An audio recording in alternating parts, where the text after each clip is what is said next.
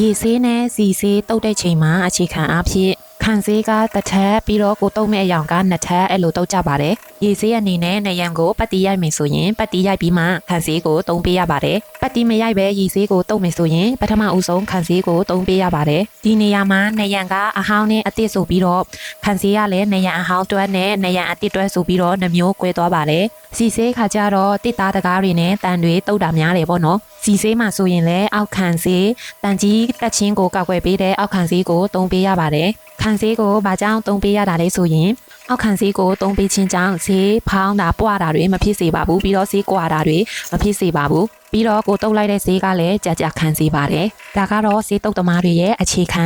တုတ်တဲ့ဆေးနည်းတွေပေါ့နော်ဒါကနန်းထိုင်းမှာဆေးတုတ်တဲ့တက်တန်းတစ်ချောင်းမှာဆေးတုတ်တဲ့အတွေ့အကြုံလေးပေါ့နော်နန်းရဲ့အတွေ့အကြုံနဲ့တခြားလူရဲ့အတွေ့အကြုံတော့တူချင်မှတူမယ်ပြီးတော့မြန်မာပြည်ကဆေးတုတ်နီးနဲ့ဒီထိုင်းကဆေးတုတ်နီးတူလားမတူလားတော့နန်းမသိဘူးပေါ့နော်နန်းကတော့ထိုင်းမှာပဲဆေးတုတ်ဖူးတာခါကြတော့မြန်မာပြည်မှာဆေးမတုတ်ဖူးပါဘူး